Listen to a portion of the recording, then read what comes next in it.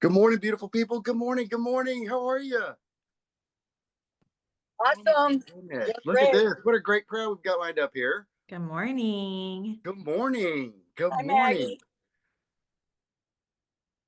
Maggie, you look fantastic. Thank you. I just got done saying how tired I looked, so that is perfect. Really? I have everyone fooled. You're rocking it. You're rocking it. Maggie, you have like the Stephanie. Oh, most insane. Maggie has the most insane, beautiful skin on the planet. Oh, thank you. I appreciate I'm that. sure you've heard that before. I'm sure, right? I have never actually gotten that. So that What? is good to hear. You Good just made her Lord. day, Jane. You did. You absolutely did. oh my gosh. I love it. I love it. I love it. See this, see this kindness, this love. It makes Maggie just want to be in our office all the time, right? It does. It does. Well, I'm really excited about this episode of our commercial mastermind roundtable. Guys, this roundtable, it's for you.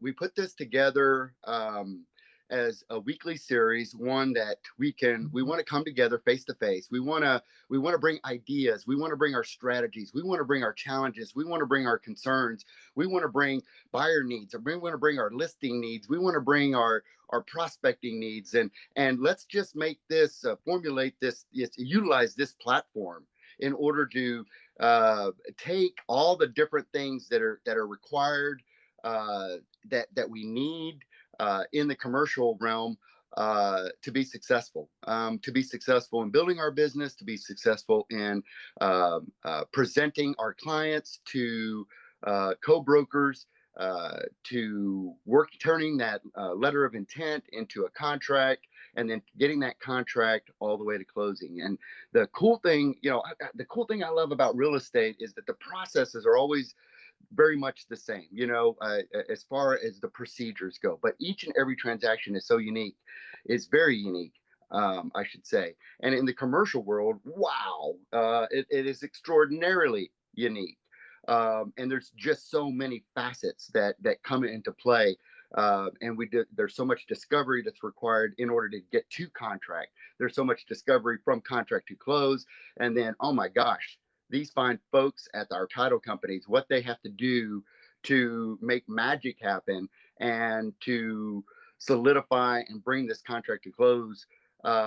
It's a lot, and it requires experience, because the experience comes from being so diverse, and having to be not creative in how we bring everybody together, create an understanding, and get everybody to closing. And so I'm really excited about today's guest. We've got Maggie and Morgan here. I know we just had their grand opening at their beautiful office. If you guys, man, I had a feeling I knew where it was when I saw the map, and and I think I shared it with them as well. When I have worked with clients in that area, that's just a building that kind of stood out to me. It's not a gigantic building, but it has a beautiful presence about itself. It looks like it's a lot bigger on the outside than it is on the inside. And it's right there at Stonebrook and the toll road. Literally just one block away from there, easy on off access, a beautiful facility. Maggie, let me let you introduce your title company and your services, and talk a little bit about what you guys got going on over there. Well, first off, what a crazy, amazing introduction. We appreciate that so much. My name is Maggie Gillum with Acrisure Title here in Frisco. I'm actually in our McKinney office right now, so you'll see the McKinney behind it. On this call, we also have Morgan Bentley, who is our Director of Operations for all of Acrisure Title, and also Kaylee Curry. Morgan does handle all of the commercial closings for our Frisco office as well. And Kaylee Curry is our newest sales rep in the Frisco office, who, if you were at our grand opening, you absolutely saw and met. She's amazing, incredible. And together we work as a team to make sure that we are reaching out and handling every need that you guys are having in the real estate space. One thing I want to point out with is Robert said at the title company, we work hard, we get it to the finish line. But one thing that I want to add to that is we can't do that without you guys, and we can't do that without your support and fighting for us on those contracts. We are on the back end side of the deal where we can come in, we can make you guys shine, we can make you guys look like great agents that you guys are, and really give you guys that support. But like I said, we can't do our job without amazing agents and your support. So first off, thank you to all of our clients that are on this call. We're super excited to be here. And if we're not working with you, we would love to work with you on your next transaction. Kaylee is writing down who's here on the call today, so she will be reaching out to you. But I also want to introduce Kaylee. Kaylee, do you want to say a few things real fast and introduce yourself? And then we'll let Morgan take it away. Of course. Hi, I'm Kaylee. Like Maggie said, I am sales executive for the Frisco office. I am not new to the industry, though. I've been an escrow officer for the last 8 years, just new to being a sales executive. That's true. Yes. So I'd love to be just another point of contact for you. I can help, we can meet and talk about marketing, like printed marketing, things like that. I'd love to be a resource for you for stuff like that. So I hope to meet all of you soon. Perfect. One thing that I want to add, especially since this is a more commercial focused call, one thing that we have tools for on the back end are a lot of times those commercial deals take a lot of research on the back end. If you've got a client who has a kind of picture perfect idea in mind of what they're wanting to purchase, or you have an investor client that's wanting to purchase land. I actually had this phone call yesterday. Somebody called me saying, hey, my client drove past this block of land. There's not a single sign on it. It hasn't been for sale. I know who bought this. Somebody bought it a couple years ago. And so we actually dug through and found 8 contacts for them to reach out to in order to see if they would be willing to sell this commercial land because they have a client who's ready all cash to purchase it. So we have more tools that I think a lot of people realize. So on the commercial space, I know a lot of residential real estate agents think, okay, well, title companies can help with that side of things. But also title reps, we can also help with the commercial side of things and really digging and finding some details out for you guys. Robert, I know that this is going to be more of a conversation forum like it was last time. Last time, Morgan had a great time answering all of your questions. She is a wealth of knowledge. I won't give away how many years she spent in the business, but it's a lot, and she's incredible, and she's so smart, and we'd be nowhere without our fearless leader, Morgan Bentley. So Morgan, take it away. Wow. Okay. That was a lot, Mags. Big shoes to fill in that. Hello, good morning, everyone. I was going to come in and just today I wanted to talk about some simple things of simple information of common terminology that gets used in commercial transactions quite often. And I want to make sure you understand what's behind the scene and the importance of the time frame behind it. The main thing is, and I just had this issue, and everything I ever talk about is something that I just saw come to life in the form of an issue in the past few weeks. And this particular item was the UCCs. And we had a commercial contract that came through, and neither agent understood exactly what the UCC search was. And like I spoke last time about the attorneys, we had attorneys involved in the transaction that were throwing around language quickly at the agents. And with them not understanding what the UCC was, they simply said, oh no, we've had it checked and it had no searches. Well, unfortunately, that needs to be a search done by the title company. If the contract calls for the UCC search, which if as a buyer's agent, I would always recommend that portion of the contract be selected on a commercial transaction to have a UCC performed on behalf of your buyer. Reason being is if that UCC search is not done in the agreed upon contract, there could be liability that your buyer is naturally assuming because they're moving into, let's say, a commercial space that they thought that they were getting X, Y, and Z equipment. Well, that X, Y, and Z equipment actually has a UCC lien on it, okay? And if it's not requested, it's not necessarily covered by the title policy, okay? So I would always recommend a UCC search. And for full transparency, I might on a seller side too, just because I would want everyone to know. in that transaction, if I've got a seller who does have property that has personal items, when I say personal items, I don't mean like a bag or a purse or artwork. I mean items that are not structural, okay? That is going to be sold with the property. The UCC is going to be an item of topic for the attorneys and the buyer, okay? They're going to want to know if a UCC search was done. If as a seller's agent, you've pre-opened title and you want to do your due diligence on it, ask me to do a UCC search. Let's go ahead and get that transparency out. And that way, as soon as they ask for it, we can send it off. There's no 5-day, Robert knows that these UCC searches, everybody, they take a long time. They can take up to 5 days. So you don't want a 5-day delay on title and not for title commitment and then 5 days on UCC. If we've pre-opened title and we've pulled the UCC search, you look like you're so prepared for this transaction, it's unbelievable.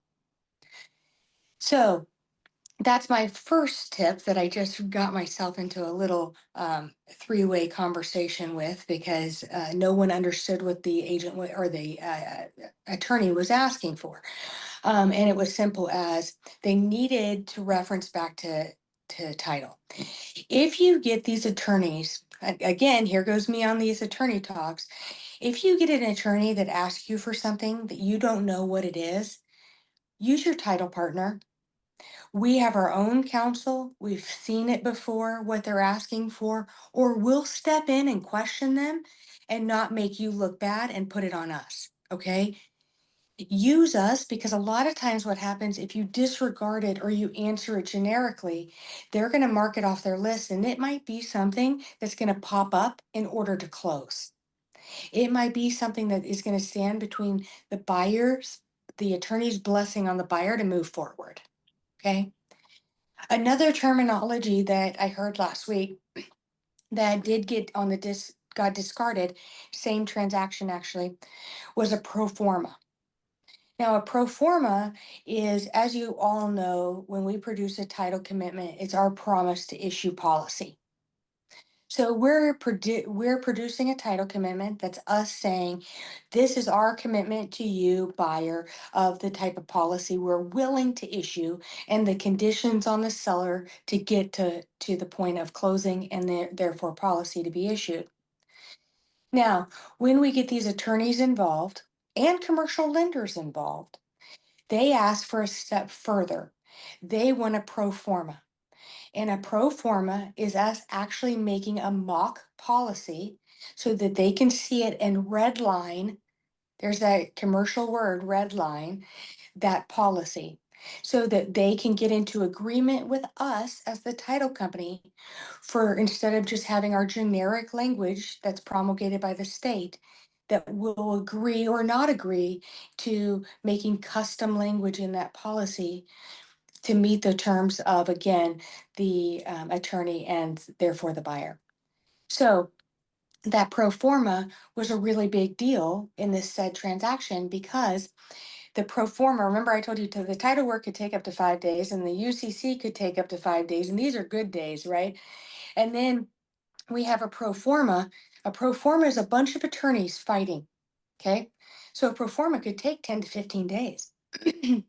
So with that being said, it was really important for us to not lose time on that request. The attorney involved in this transaction should have known better than to take it to the agent. They should have come to the title company. They know the title company is the only one issuing policy here. I think, off the record, that they were stalling and they were wanting someone to blame for the stall. So therefore, they did exactly what I would have done if I was trying to stall. I would shift the blame somewhere else and wipe my hands of it. And that's exactly what they did.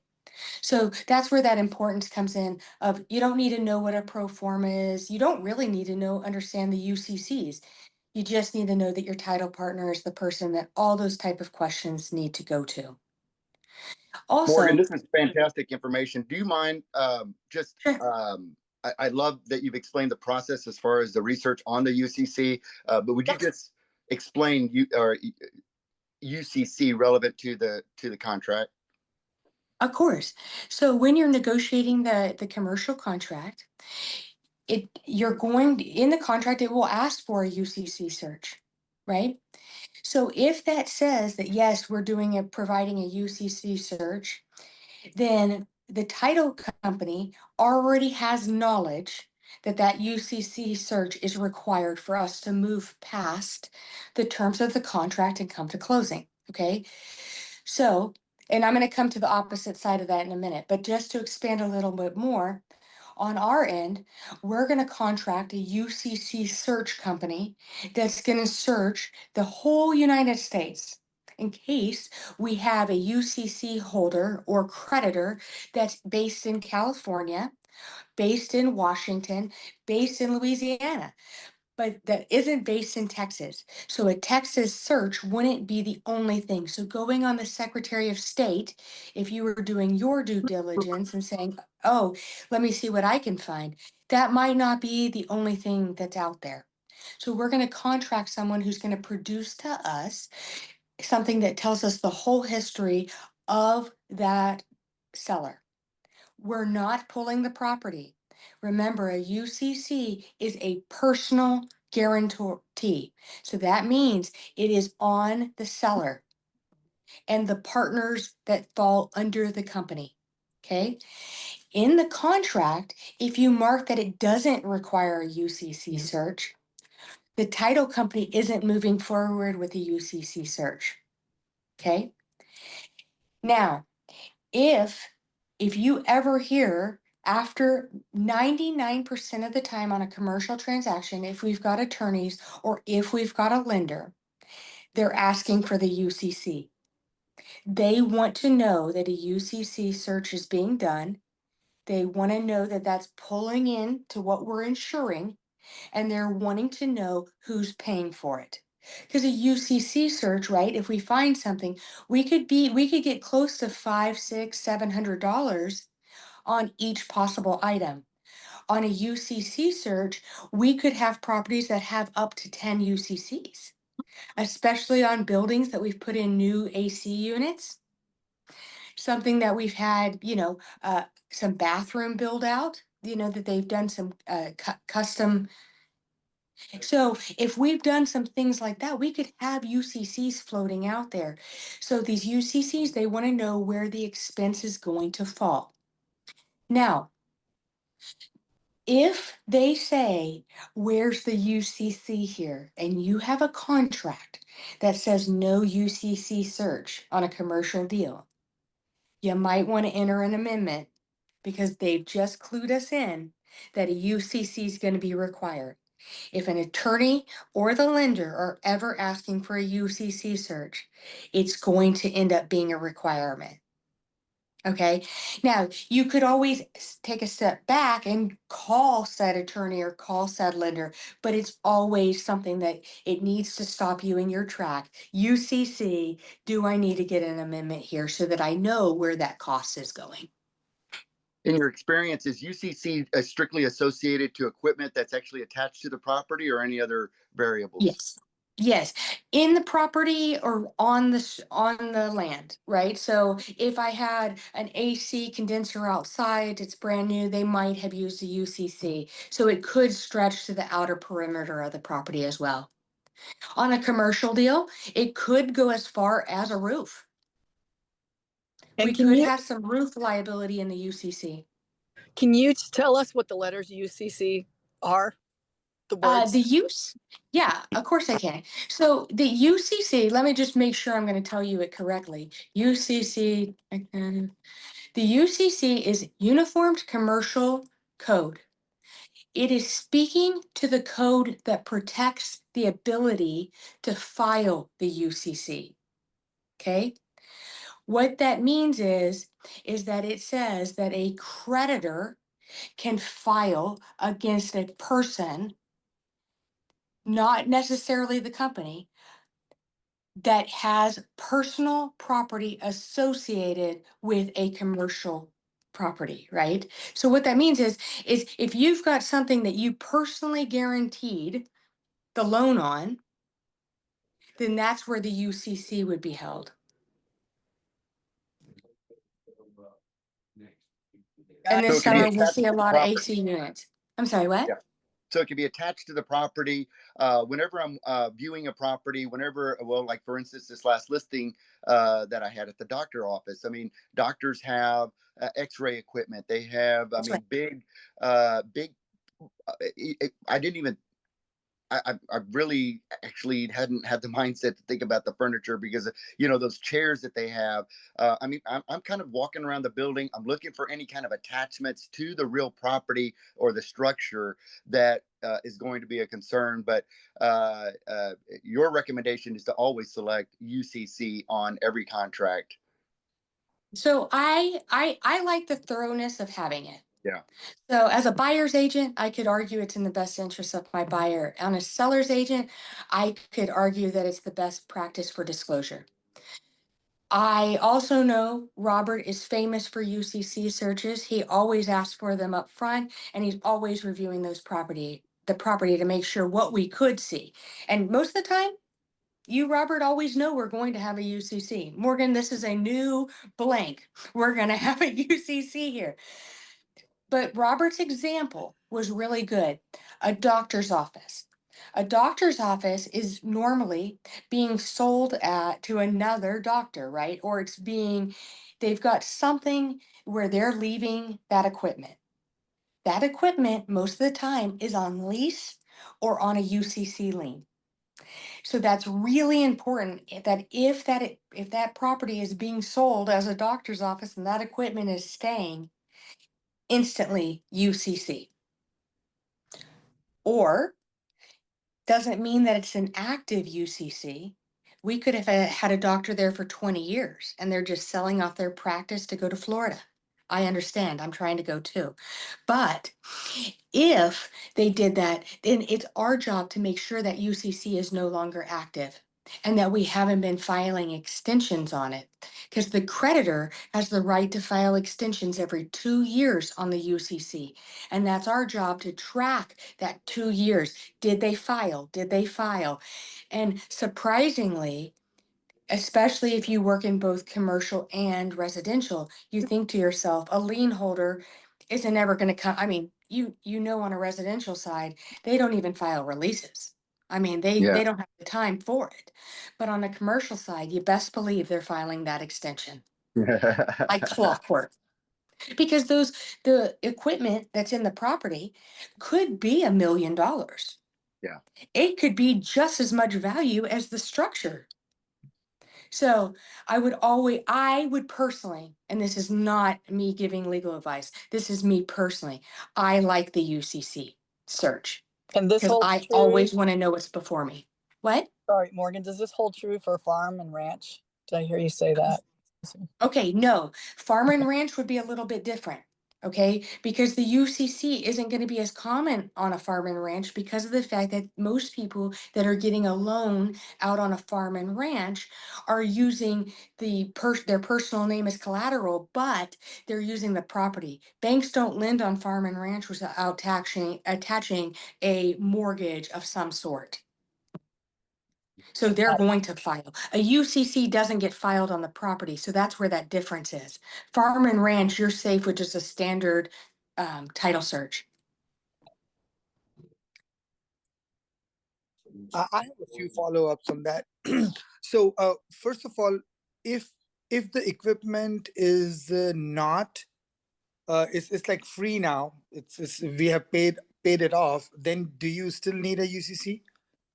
Okay, so that's the most important time to get that UCC because remember the seller has given knowledge that they've paid it off, but has the creditor let that UCC terminate? We don't want a UCC in place that hasn't been handled. So if they're telling you that they have paid off the UCC, great, let's get a UCC search to make sure it's reflecting a UCC termination. All right, that's good. Another thing, is there an additional cost to the seller to do this process? Yes. Because remember, in the contract, it could tell you where it's gonna, who the cost is gonna fall to. And a lot of times, right now, what I'm seeing on commercial transaction is the seller is the one paying for the UCC search. But that's a negotiable item. Thank you. Of course. But wait, I got a question. So, but if you as a seller open title early, then it naturally does it fall on you, or is that still negotiable price wise? It would still be negotiable as long as our closing is within 90 days, because those UCC certs certify for 90 days. Okay. Okay. Hey, I have a quick question. What is the average cost on a UCC search? Okay, I can see them, and this is a very wide range. Can see them about $299, so $300. Or I could see it to the upward of $1,000, but the variable of that is a $300 UCC search is a basic search that really is picking up on none or one. If I'm picking up on 10, then we could be at closer to $1,000 because it's based on how many liens there are. So there's really no way to know when you get it ordered. Morgan, can you further explain the creditor and if they decide to accelerate the note, how the UCC could impact the property?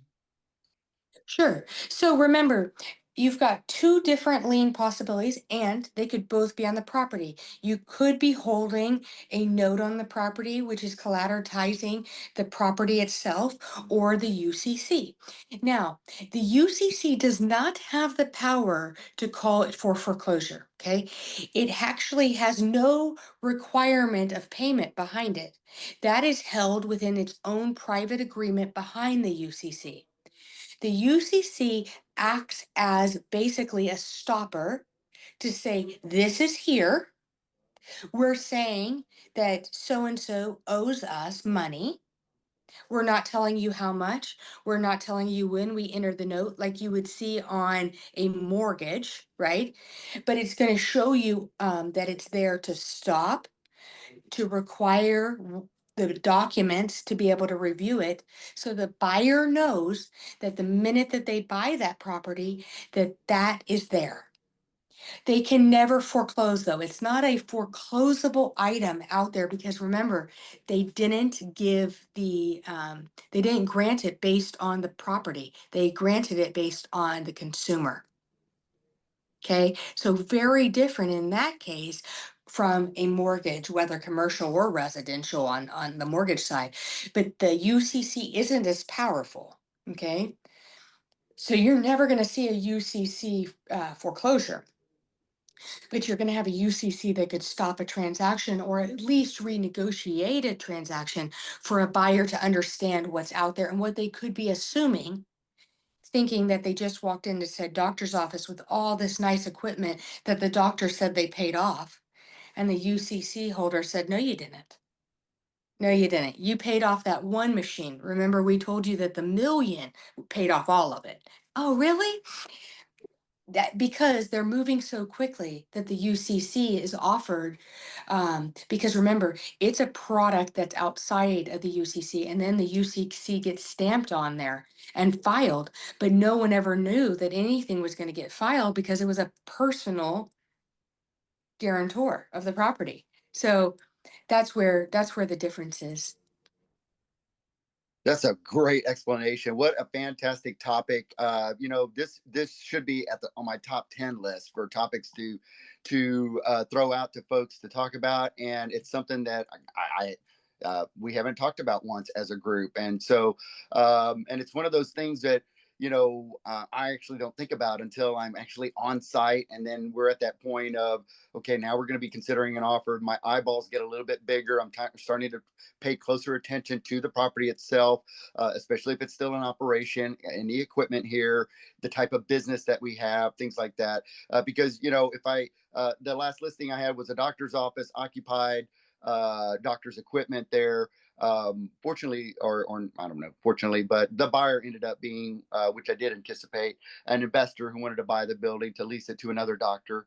So I think the focus was more on getting that building closed as fast as possible. If my client or the buyer would have been a doctor, they would have been, we really need to pay extra attention to that, to make sure there's just no further claims or attachments to the property. Correct.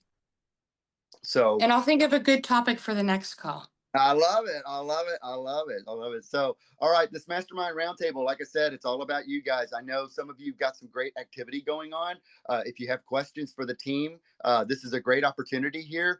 Maggie's gonna, I think I see her throwing in the contact information there. If you don't already have it, I have their contact information. Make sure and reach out to me.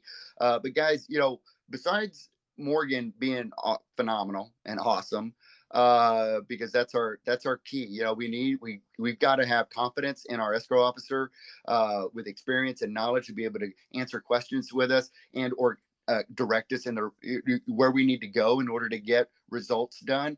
But we also need the team that surrounds her. And Maggie, man, and I think the open house demonstrated it. If I don't know if anybody here on the call was able to make the open house, but that I did. Besides having a rocking office, I think your marketing presentation that you have, I mean, I've been talking about it all week long. I've been, showing Trisha and Dina, everybody around the, look, Kevin, I was with Kevin. Yeah. We were talking about marketing with multiple QR codes. Remember that A-frame sign that you had with the I was like, this is so cool. Look at this. That was a big hit. I love it. I love it. Okay, Robert. She's a marketing rock star. Yes, ma'am. I got to chime in because they did some marketing for me. Oh. And first of all, Morgan, I just want to say you were just smart as a tack. I mean, you're amazing. I love all the information that comes from you, and that makes me feel really confident. Love that. And just your ability to explain it, that's fantastic. But okay, so let's go back to the marketing. Like everybody listening, this place, Acrisure Title, does marketing off the hook, right, Maggie? Right. I went to them just to talk to them, to get to know them, and we started talking about things that I had coming up. And that one thing was that one ranch that I've been trying to get as a listing for the last 2.5 years. And I've been talking to a few different title companies that would said, oh, yeah, we want to help you. And everybody dropped the ball. Nobody wanted to help me with the marketing, really. Nobody. And I spent extensive time talking to different companies. This place looked at me and said, oh, you need something for that gigantic listing you're trying to get. We're going to do that. And you're going to get that listing. And they pulled out all of these marketing things that I could choose from. What look do you like? How about this? How about that? They created something so custom for me, so beautifully off the hook. My presentation was like over the moon. The people that I was presenting to, the sellers, potential listers, were like, oh my gosh, this is insane, everything that you have done. So, and I got the listing. Thank you very much, Acrisure. I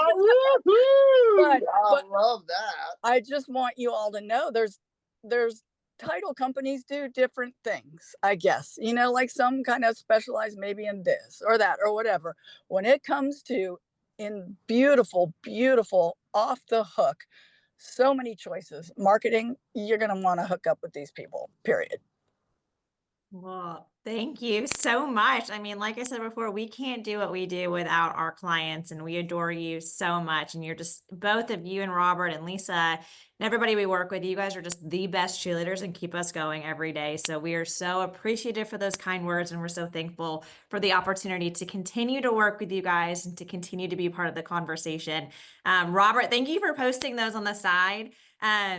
Those are the QR codes, A-frames that he was talking about. If you guys are wanting access to that, and that's also our marketing room. We're going to have about 45 different marketing flyers available for you guys. Right now, we have about 25. We're slowly rolling them out. Our Frisco City guides, our buyer and our seller guides are completely updated.